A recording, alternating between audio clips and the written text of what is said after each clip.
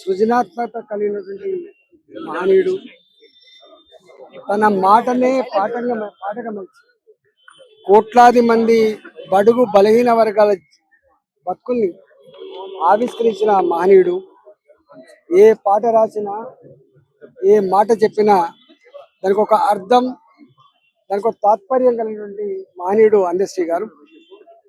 పేదరికాన్ని, దుఃఖాన్ని తనివి తీర అనుభవించిన వ్యక్తి కాబట్టి పేదల దుఃఖమే ఇతివృత్తంగా, పేదల బతుకులే ఇతివృత్తంగా పాటగా మలిచినటువంటి మహనీయుడు ఇవాళ అందశ్రీ గారు.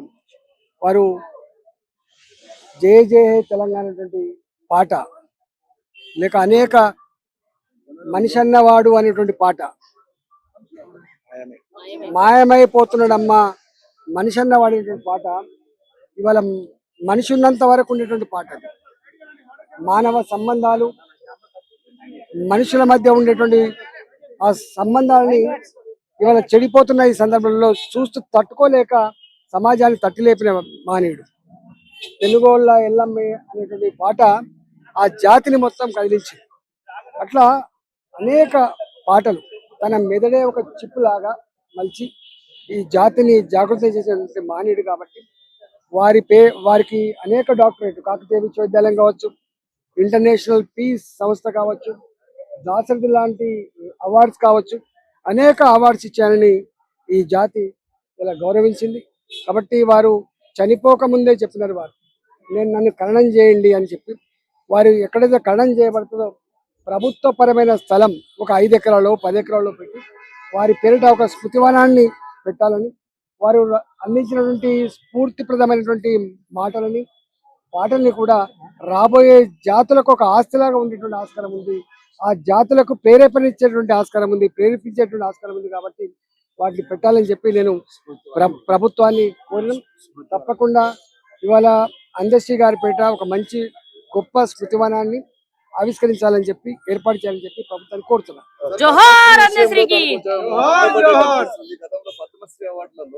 తెలంగాణ తరఫు నుంచి తనకు చివరి మినిట్ వరకు వారికి సరే ఏ అవార్డ్స్ వస్తుండేదో తెలియదు, కానీ ప్రజల హృదయాల్లో, కోట్లాది మంది ప్రజల హృదయాల్లో చిరస్థాయిగా నిలిచినటువంటి మహనీయుడు అందశ్రీ గారు. అందశ్రీ గారు ఎప్పుడు అవార్డ్స్ గురించి అరటపడ్డాడు కాదు. అందశ్రీ గారు ఎప్పుడు డబ్బు కోసం అరటపడ్డ వ్యక్తి కాదు. అందశ్రీ పేదల ప్రేమను పొందాలని చెప్పి తపన పడ్డ వ్యక్తి, దానికోసమే జీవించిన వ్యక్తి. కాబట్టి ఈ పద్మశ్రీలు, పద్మ విభూషణలు ఆయనకేం కీర్తి తెచ్చిపెట్టాడు కాదు. చిన్న వయసులోనే, అంటే జనరల్ గా ఆయన చనిపోయేటటువంటి వయసు కాదు, ఎందుకంటే కేవలం 64 సంవత్సరాలు మాత్రమే. ఆయన చిన్న వయసులో, అంటే వాళ్ళ కుటుంబం కూడా చాలా పేదరికము, ఒక గొర్రెల కాపరిగా, ఒక భవన నిర్మాణ కార్మికుడిగా ఉంటూ ఆయన ఈ స్థాయికి ఎదగడం అనేటటువంటిది మామూలు విషయం కాదు. అంతేకాకుండా ఆయన అవార్డులు, అనేక అవార్డులు, నంది అవార్డులు వచ్చాయి, అనేక షీల్డ్లు వచ్చాయి. అయినా కూడా చాలా సింపుల్ గా ఉన్నాడు. ఆయన దుస్తులు కానీ, ఆహార్యం కానీ, అట్లాగే ఆయన ప్రయాణం చేసినటువంటి తీరు కానీ, ఆయన చాలా సింపుల్ గా ఉన్నటువంటి మనిషి. ఆయన ప్రజల గురించి ఎందుకట్లా కాగలిగాడు అంటే, ఆయన సమాజాన్ని పరిశీలించాడు గనక, సమాజంలో ఉన్నటువంటి అసమానతల్ని, వాళ్ళ పెట్టుబడిదారీ వ్యవస్థలో ఉన్నటువంటి ఈ ధ్వంసం అవుతున్నటువంటి విలువలని, సంస్కృతిని ఇవాళ అర్థం చేసుకున్నాడు గనక, ఆ తేలికగా, అంటే ప్రజలలో ఉన్నాడు గనక ప్రజల భాషలో ఆయన రాయగలిగాడు. అందులో పేదరికం కుటుంబం నుండి వచ్చాడు గనక సామాన్య ప్రజల భాషని ఆయన అలవాటుగా మార్చుకున్నాడు. సామాన్య ప్రజలకు అర్థమయ్యే రీతిలో ఆయన అనేక రచనలు చేశాడు.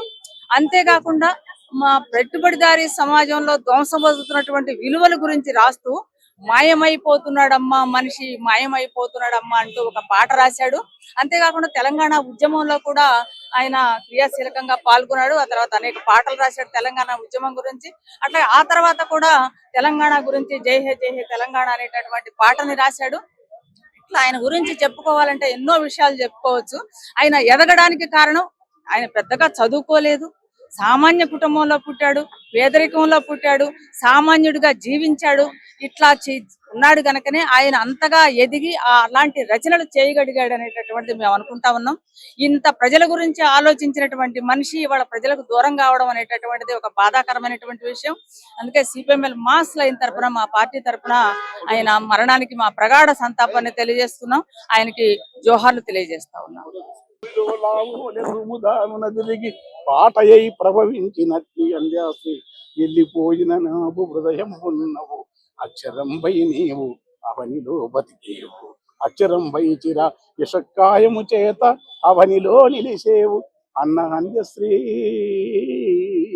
నిన్ను అన్న అంత్యశ్రీ నిన్ను అన్న అంత్యశ్రీ నిన్ను ఎన్నటికీ ఈ జగతి మరువనంత మంచి సత్కవి నీవని హృదయ లోతుల నుంచి వచ్చింది ఈ మాట ఎప్పటికీ చెరగదు మన కవనపు బాట.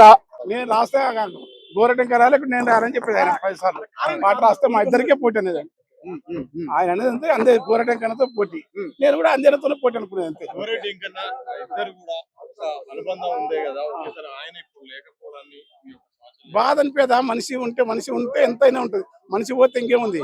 పాప ఏమో ఇంకా ముందు ఆలోచించుకున్నాడు కాదు, ఏం లేదు, పిల్లలు చేతి కొట్టినాడు, ఇక తను సాధించాల్సిన ఎంత ఉండే, కావ్యం వేయాల్సి ఉండే, అలాంటి కవి వెళ్ళిపోతే అకస్మాత్ అంటే తనకు శంకరాచార్య శంకరలహరి పుస్తకాన్ని వేసిన ఆయన ఈ ప్రపంచాన్ని చెప్పకుండా వెళ్ళిపోవాలనుకుని పోయినాడు. ఆయనకు యుగరాస్తాలు తెలుసు, హాయిగా ప్రశాంతంగా పడుకోగా ఈ భూమి మీద వెళ్ళిపోవాలనుకుని వెళ్ళిపోతారు అంతే.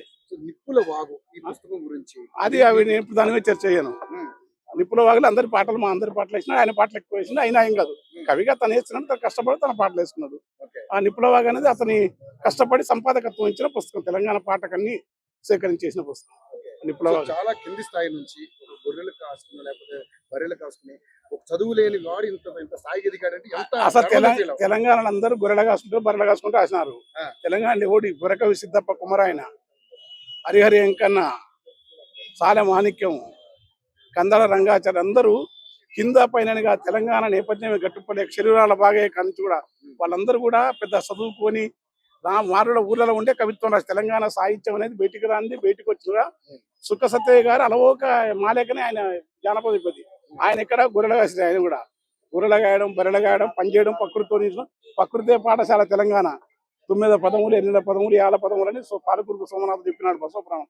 అట్లాంటి నేపథ్యం తెలంగాణ నేలకుంది. ఒగ్గు కథలు, కీర్తనలు, యక్షగానాలు, అచల గురువులు, సాంఖ్య గురువులు, అమనస్క గురువులు, సిద్ధ సంప్రదాయం, మహత్తరమైన వారసత్వం సిద్ధనాగారిని పుట్టిన కనుక ఇక్కడ అక్షరం పొంగి వస్తుంది. ఈ అక్షరం అనేది ఈ ఎంత బయట చదువుతో లోపల చదువు నడుస్తుంది, లోపల యంత్రం, ఆ లోపల చదువుతో బయట చదువు అద్భుతంగా అల్లగల నేర్పడలో అతను ఒకడు.